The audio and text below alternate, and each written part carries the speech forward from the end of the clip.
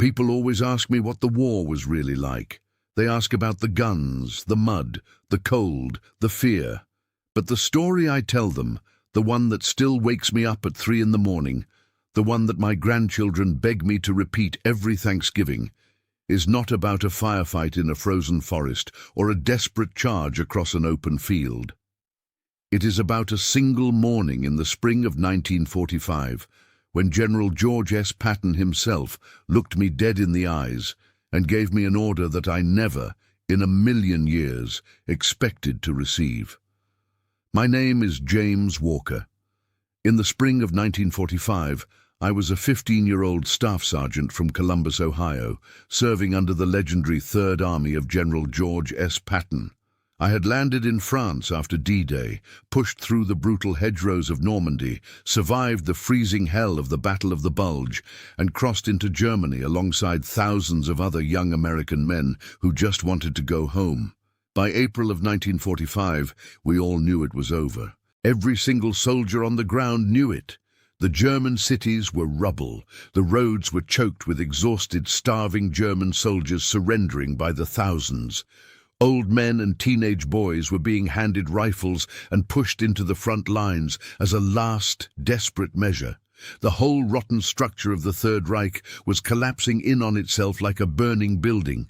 But knowing something is over and accepting that it is over are two entirely different things. And that difference, that terrifying, delusional gap between reality and fantasy, is precisely what landed me in front of General George S. Patton's desk on a bright April morning, receiving the strangest assignment of my entire military career. I want to be honest with you about something. When a runner came to my unit and told me that General Patton wanted to see me personally, my first thought was that I was in serious trouble. Men at my level did not get summoned to the General's headquarters for good news. My mind raced through every possible regulation I might have bent in the last few weeks. I was escorted inside. The room smelled of cigarette smoke and leather and something that I could only describe as pure, concentrated authority. Patton was standing behind his desk, not sitting. He never seemed to sit when he was focused on something. He was wearing his famous ivory-handled revolvers. His boots were polished to a mirror shine. His expression was the expression of a man who had already made up his mind about everything and was simply waiting for the rest of the world to catch up.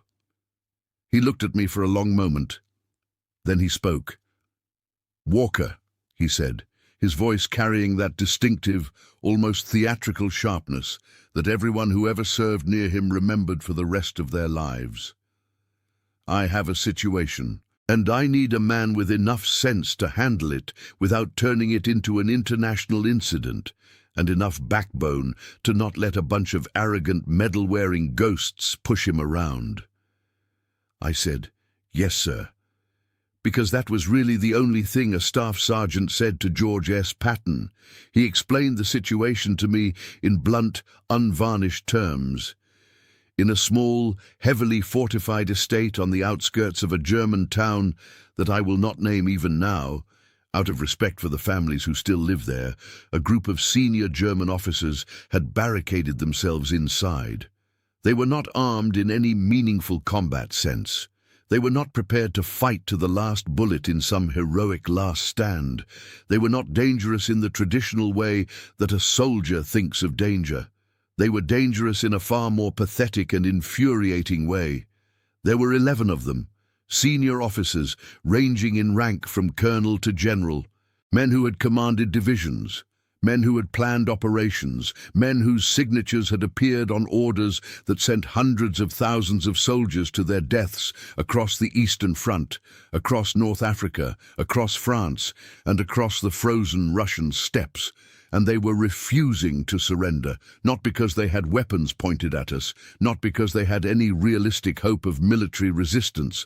They were refusing to surrender because they had constructed, inside the walls of that estate, an elaborate fantasy world in which they were still relevant, in which the war was still ongoing, in which their ranks and their authority still carried weight. They had been issued formal surrender notices 3 times. 3 times they had responded in writing, in perfectly formatted, officially stamped German military correspondence, with rejections. Their rejections were not hostile, they were not threatening. They were polite, formal, and completely, breathtakingly insane. In their written responses, they referred to themselves as the Provisional Command Staff of the continuing German military authority. They used their full ranks and titles in their signatures. They stated that they did not recognize the authority of any Allied command to issue them orders, as they considered themselves a sovereign military body operating under the laws of war. Patton had read all three of these letters. He had not found them funny. He had not found them sad. He had found them offensive in the deepest possible way, offensive to every American boy who had died in the mud of Europe, to put an end to exactly this kind of arrogant, delusional thinking. "Walker," Patton told me, leaning forward over his desk, "I am not going to send a diplomat. I am not going to send a negotiating team. I am going to send you. And you are going to walk into that building, and you are going to make those men understand, in terms that even their enormous, fantasy-infected egos can comprehend, that the party is finished, the game is over, Germany lost, they lost, and they are coming out of that building as prisoners of war, not as commanding officers." He paused and fixed me with that steel-grey stare. "Can you do that, Sergeant?" "Yes, sir," I said, and somehow, unbelievably, I meant it. They assigned me a small team, 6 men from my unit, plus 2 additional soldiers who spoke fluent German, a private first class named Horowitz from Brooklyn, whose family had fled Germany in 1936, and a young corporal named Schreiber from Wisconsin, whose grandparents had emigrated from Bavaria. They would be my translators, and, as it turned out, the most important men on the entire operation. We drove out in 2 jeeps and a half-track. The countryside was eerily, uncomfortably beautiful. The German spring was in full bloom. Apple trees were flowering along the roadside. Birds were singing. The sky was a deep, cloudless blue. It was the kind of morning that made you feel for just a moment that nothing terrible had ever happened anywhere in the world. Then you passed a burned-out farmhouse, a cluster of graves marked with crude wooden crosses at the edge of a field, a column of hollow-eyed German prisoners shuffling westward under the guard of a handful of weary American soldiers. And reality came rushing back in like ice water. We arrived at the estate just before 10 in the morning. It was a large walled property, iron gates, stone walls perhaps 8 feet high. The main house was a substantial 3-story structure in the German country manor style, all dark timber framing and steep-pitched roofs. It looked like something out of a fairy tale, which I thought was absolutely appropriate, given the fairy tale being performed inside its walls. German guards stood at the gate, real guards. Men in proper uniforms with proper weapons, standing at something that approached proper attention. They were not aggressive. They were not pointing their weapons at us, but they were standing their ground with the careful, tense body language of men who had been told to hold this position and had not yet been told anything different. I stepped out of the jeep. I walked directly to the gate. I looked at the guard closest to me, a young man, maybe 19, with exhausted eyes and the hollow cheeks of someone who had not eaten a proper meal in weeks. And I said, through Horowitz translating at my shoulder, 3 simple words: "Open the gate." There was a long pause. The young guard looked at me. He looked at the half-track behind me. He looked at the 7 armed American soldiers flanking me. He looked back at my face, and I watched something happen behind his eyes, something quiet and certain and final, like a candle being blown out. He stepped aside. He opened the gate. His war was over. He just needed someone to make it official. We walked across the courtyard and up the stone steps to the main entrance of the house. The heavy oak doors were closed but not locked. I pushed them open. The entrance hall was dim and cool and smelled of wood polish and old paper. Oil portraits of stern-faced men in military uniforms lined the walls. A grandfather clock ticked slowly in the corner. The floor was polished stone. Our boots echoed. A German officer appeared at the far end of the hall, a colonel based on his insignia, which were, I noticed, immaculately clean and precisely arranged. His uniform was pressed, his boots were shined. He was wearing his service cap indoors, which is an old German military tradition, signaling formal authority. He looked at me as though I were a tradesman who had come to the wrong door. Through Horowitz, he informed me formally and with remarkable composure that I was entering a restricted military headquarters and that I would need to submit my request for an audience through the proper channels. He said that the Provisional Command Staff was currently engaged in its morning operational briefing and could not be interrupted. I looked at him for a moment. I want to be honest. I had been warned about this. Patton had warned me. Horowitz had warned me. I had been told that these men were not playing games, not in the way a coward plays games. They had fully convinced themselves. Their delusion was total and genuine. They were not pretending to believe they were in command. They actually believed it, and that made them, in their own strange, sad way, more difficult to deal with than an enemy who knew exactly what he was doing. Because you cannot reason with a dream from the inside. I told the colonel, through Horowitz, that I was Sergeant James Walker of the United States Army 3rd Corps, acting under the direct authority of General George S. Patton, and that I was here to formally dissolve their command structure and take all personnel into custody as prisoners of war. I told him that this was not a request, not a negotiation, and not subject to appeal. The colonel stared at me.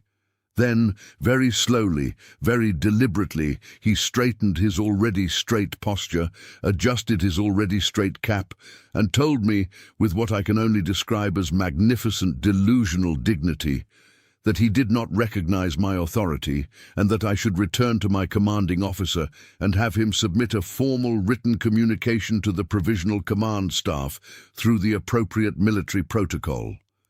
Behind me, I heard Corporal Schreiber exhale very slowly through his nose. I said quietly to my team, "Spread out, find every room, find all of them, They were in the dining room, which they had converted into a command center, a long mahogany table, maps spread across it, maps that were weeks out of date, showing front lines that no longer existed, marking positions of armies that had long since surrendered or been destroyed. 11 officers sat or stood around the table. Some were holding pencils, some had coffee cups in front of them. One elderly general, heavy-set and grey-haired, was wearing reading glasses and holding what appeared to be a typed report. They were having a meeting, an actual meeting, discussing actual agenda items.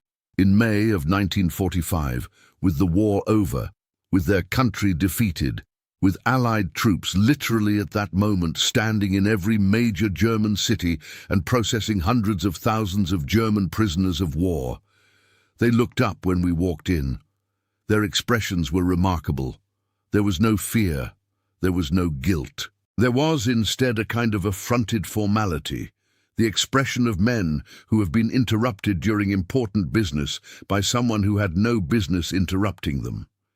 The senior man in the room, a general whose name I was given but will not put in writing here, stood up. He was tall, white-haired, and carried himself with the unconscious arrogance of a man who had been obeyed by large numbers of people for a very long time. He looked at me. He looked at my rank insignia, and then he said something to Horowitz. Horowitz turned to me, and I could see him working to keep his face neutral. "He says, sir, that a staff sergeant has no standing to address this headquarters, and that you should bring someone of appropriate rank." I looked at the general. I thought about what Patton had told me before I left. He had said, and I am remembering this as precisely as I can after all these years, "Walker, the problem with these men is that they still think their rank means something. Your job is to make them understand, without cruelty, but without any mercy whatsoever, that it does not. Not anymore. Not here. Not today. Not ever again." So I did something that I knew was, by traditional military courtesy standards, deeply unconventional. I did not salute. I sat down at the head of their table. I put my helmet on the table in front of me. I clasped my hands together, and I looked at the general the way you look at a problem that needs to be solved, not a person who needs to be respected. And then I spoke, with Horowitz translating, clearly and without any heat in my voice at all. I told them the truth, all of it. I did not soften it. I did not frame it diplomatically. I did not offer them a face-saving formulation or suggest any version of events in which they came out of this room with their dignity remotely intact. Patton had been very clear on this point. There were to be no comfortable illusions left standing when I walked out of that room. I told them that Adolf Hitler was dead, that the Reich had surrendered unconditionally, that every major German military commander from every branch of service had already signed the surrender documents, that not one single organized unit of the German military remained in the field, that Germany as a sovereign state had legally ceased to exist the moment that ink dried on the surrender agreements. I told them that their command staff had no legal standing under any framework of international law, military law, or common sense, that their maps were of a battlefield that no longer existed, that the armies they were planning operations for had been disbanded, captured, or destroyed, that the government they believed they were serving had been dissolved and its leadership was either dead, captured, or in hiding. I told them that General Patton had offered them exactly one option: surrender now as prisoners of war and cooperate fully with Allied authorities, that this offer would not be repeated, that Allied soldiers were at that moment positioned around the perimeter of the property, and that if they chose to make this difficult, it would become difficult for them in ways that would be both immediate and permanent. I told them that they could walk out of this room as prisoners of war, which was a legal status with defined protections under the Geneva Convention, or they could force a situation that would result in outcomes that the Geneva Convention would not be able to help them with. I stopped talking. The room was completely silent except for the ticking of a clock somewhere down the hall. The white-haired general stared at me. He stared for a long time. I watched his face go through something, some complex private internal journey that I had never seen on a human face before and have never seen since. It was the face of a man watching the world he believed in dissolve in real time, like a drawing in the rain. He looked at his maps. He looked at his officers. He looked at the typed report the elderly general in the glasses had been holding, some document about agricultural policy or fuel allocation for a Germany that no longer existed as a functioning state. He looked back at me. He asked Horowitz one question. Horowitz translated, "He wants to know if you are truly acting under the direct authority of General Patton." I reached into my jacket and produced the written orders Patton had signed that morning. I slid them across the table. The general picked them up. He read them carefully. He set them down. And then, very quietly, he took off his service cap and placed it on the table. In the German military tradition of the time, removing your cap indoors was a gesture of significant meaning. It meant the formal business was concluded. It meant the meeting was over. It meant he was done. One by one, the other officers in the room followed his lead, some slowly, some with visible reluctance, some with expressions of such profound shame and defeat that I found it difficult to watch, not out of sympathy exactly, but out of something more complicated, some understanding that I was watching men lose not just a war, but an entire version of themselves. The younger officers were, in many ways, the saddest to watch.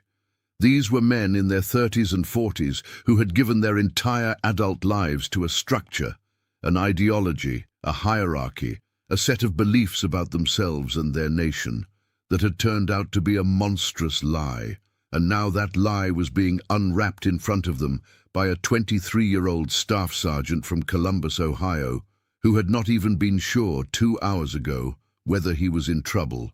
We searched them thoroughly.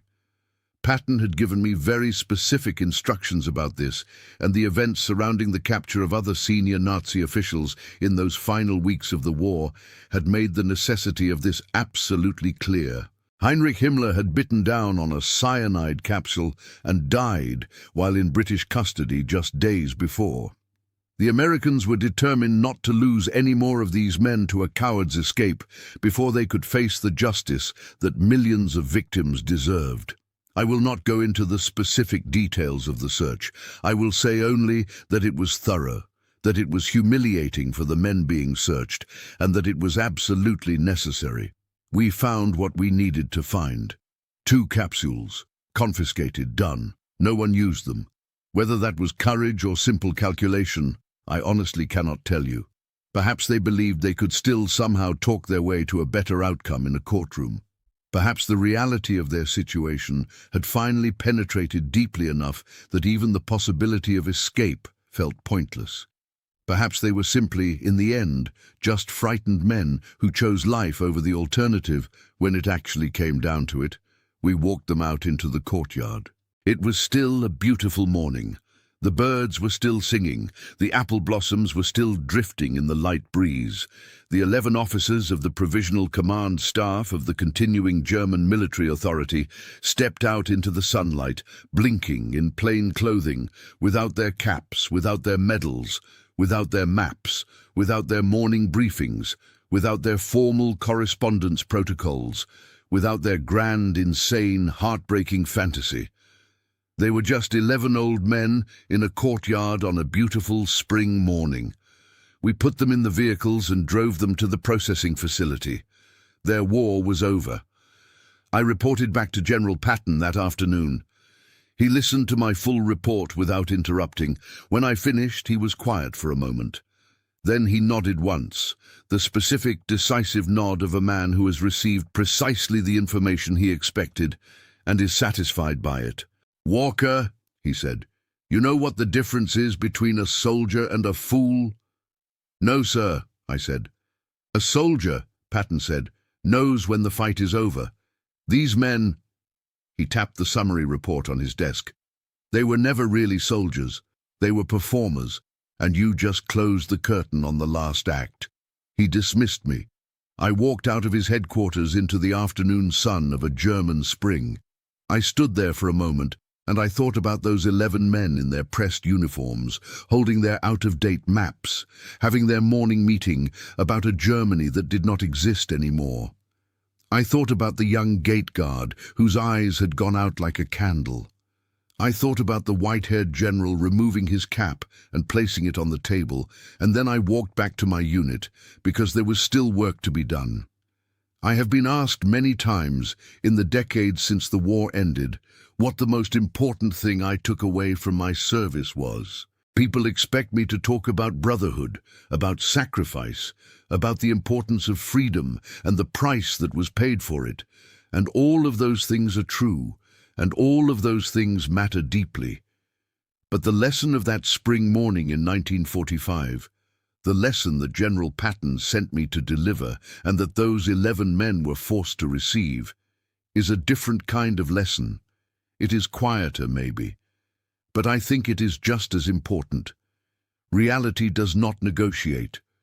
You can press your uniform, you can polish your boots, you can spread your maps on the table and hold your briefings and write your formal correspondence and maintain every ritual of authority that you have ever known. You can construct an entire world inside your own head and inside the heads of the people around you, a world in which you are still powerful, still relevant, still the master of the situation. But reality does not care about your uniform. Reality does not care about your medals, your titles, your certainty or your pride. Reality will wait, with infinite patience, for the moment when the young American staff sergeant walks through your door and sits down at the head of your table and tells you very quietly and without any cruelty exactly what is true. And when that moment comes, all the pressed uniforms in the world will not save you. The men I escorted out of that estate in the spring of 1945 had spent years telling themselves a story about who they were and what they stood for. They had wrapped themselves in that story so completely that even total, unconditional military defeat could not immediately penetrate it. It took human beings, specific individual human beings, acting under clear authority and with absolute resolve, to walk into their fantasy and dismantle it piece by piece. That is what Patton sent me to do. And that is what we did. The officers we arrested that morning were eventually processed and transferred to the appropriate Allied authorities. Several of them faced proceedings related to their wartime conduct.